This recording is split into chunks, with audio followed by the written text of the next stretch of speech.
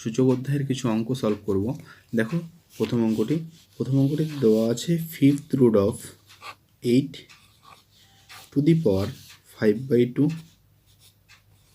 into 16 to the power -3/2 এর মান নির্ণয় করো। দেখো প্রথম অঙ্কটিতে এটা দেওয়া আছে। এবার এটাকে আমরা করব কিভাবে, দেখো সবার প্রথমে আমাদের এই যে ফার্স্ট ব্র্যাকেটের ভিতরে যেটা আছে যে পার্টটা, সেখানে আমরা সূত্র প্রয়োগ করব।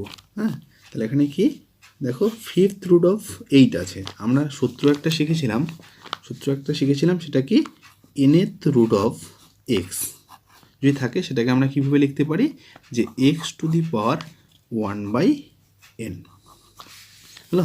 তাহলে এখানে দেখো, এখানে x বলতে কোনটি হচ্ছে 8, তাহলে 8 to the power 1/n বলতে কত 5, তাহলে 1/5 to the power 5/2 হলো ইন্টু 16। আমরা 16কে যদি উৎপাদকে ভাঙিয়ে দিই, হ্যাঁ, তাহলে 16কে আমরা লিখতে পারি, দেখো 16 উৎপাদকে যদি ভাঙিয়ে দিই, 2 দিয়ে ভাগ করলে 8, আবার 2 দিয়ে ভাগ করলে 4, আবার 2 দিয়ে ভাগ করলে 2, তাহলে 2 কতবার হলো, দেখো 2 হচ্ছে 4 বার। তার মানে আমরা 16কে লিখতে পারি 2 to the power 4 আকারে ইন্টু আবার -3/2। এবার তোমরা mn এর সূত্র পড়েছো, দেখো তোমরা শিখেছো সূত্রগুলোর মধ্যে যদি x to the power m থাকে, তার যদি পাওয়ার n থাকে, তাহলে সেটাকে তোমরা একবারেই লিখতে পারো x to the power m into n আকারে।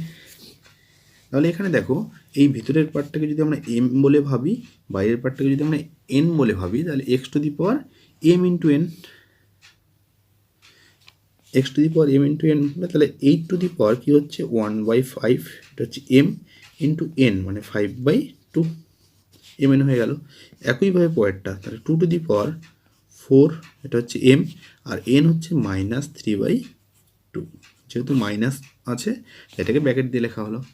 এবার দেখো এই 5 কেটে গেল, 2 দিয়ে 4কে কাটলে 2, তার মানে আমরা কত পেলাম, দেখো এখানে হচ্ছে 8কে আবার আমরা 2 এর কিউব আকারে লিখতে পারি। দেখো 2 গুণন 2 গুণন 2 মানে 8, তার সাথে এটার যে পাওয়ার সেটা কত 1/2 ইন্টু আবার 2 to the power, দেখো 2 into -3, তার মানে -6। ক্লিয়ার? এরপরের লাইনে লক্ষ্য করো, তাহলে 2 to the power এখানে কত 3 into 1 মানে 3/2 ইন্টু 2 to the power -6। এবার দেখো তোমরা একটা সূত্র শিখেছিলে যে x to the power m into x to the power n যদি এরকম থাকে, তাহলে সেটা কি হয়ে যায় x to the power m plus n। তাহলে এই সূত্রটি এখানে প্রয়োগ হচ্ছে যে x to the power m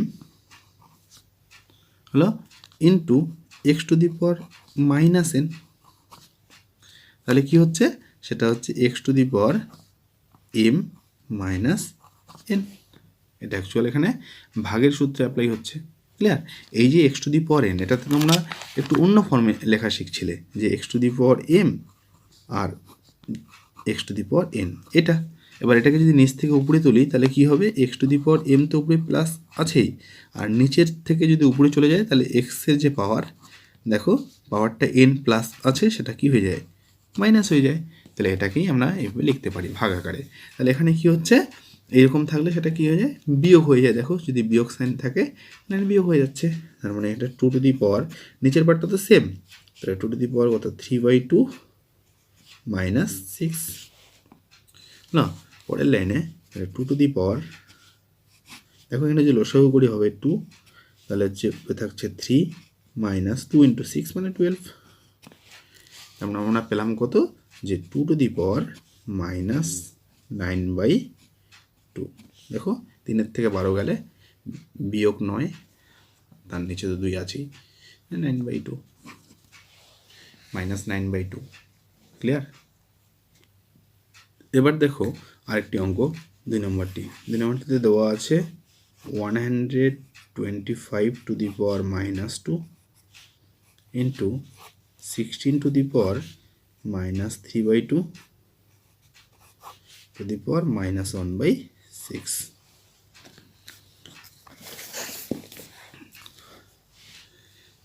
এবার সবার প্রথমে আমরা এখানে ফার্স্ট ব্র্যাকেটে যেটা আছে তার কাজ করি।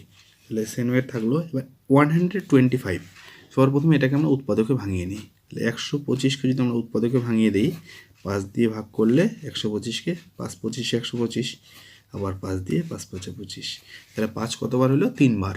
তাহলে 125কে আমরা লিখতে পারি 5 কিউব আকারে, তার সাথে আবার পাওয়ার সেটা হচ্ছে -2 ইন্টু 16কে আমরা একটু আগেই ভাঙিয়ে দেখালাম।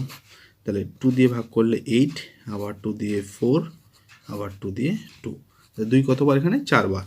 তাহলে 2 টু দি পাওয়ার 4 ইন্টু -3/2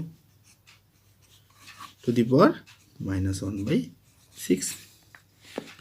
এবার পরের লাইনে আমরা যদি এখানে এম এন এর সূত্র অ্যাপ্লাই করি, তাহলে 5 টু দি পাওয়ার এম বলতে হচ্ছে 3 আর এন বলতে হচ্ছে -2 প্রথম ক্ষেত্রে।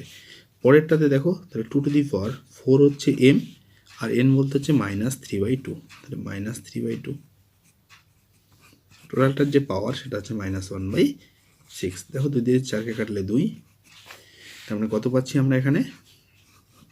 যে 5 টু দি পাওয়ার -6, দেখো 3 ইন্টু -2 মানে -6 ইন্টু এখানে 2 টু দি পাওয়ার, দেখো 2 ইন্টু -3, তার মানে এখানেও -6 টু দি পাওয়ার -1/6।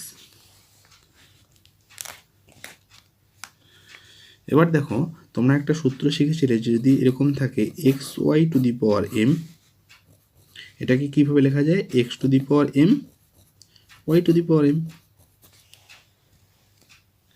এবার এই সূত্রটিকে যদি আমরা এইভাবে লিখতে চাই, এটার থেকে এটা, তাহলে সেটাও সত্যি। তার মানে x to the power m into y to the power m equal হয়ে যাবে x y to the power m. তাহলে এভাবে যদি আমরা এই সূত্রটিকে এখানে লিখি, দেখো এখানে x to the power m y to the power m, হ্যাঁ, মাইনাস থাকছে সেটা মাইনাস হয়ে যাবে, -m, এখানেও -m, এখানেও -m, এখানেও -m, মাইনাস হয়ে যাবে। তাহলে কীভাবে এটাকে আমরা লিখতে পারি? যে 5 ইন্টু 2, দেখো এক্স ওয়াই হয়ে গেল, x y to the power m, m বলতে এখানে 6, হ্যাঁ, তার সাথে হচ্ছে -10, তাহলে -6 টু দি পাওয়ার হচ্ছে -1/6। এবার দেখো 5 গুণন 2 মানে 10, তাহলে 10 টু দি পাওয়ার -6 ইন্টু দেখো -1/6, তাহলে 6 কেটে গেল, মাইনাসে মাইনাসে প্লাস, তাহলে 10 টু দি পাওয়ার 1, আলটিমেট যে ভ্যালু সেটা হচ্ছে 10। ক্লিয়ার?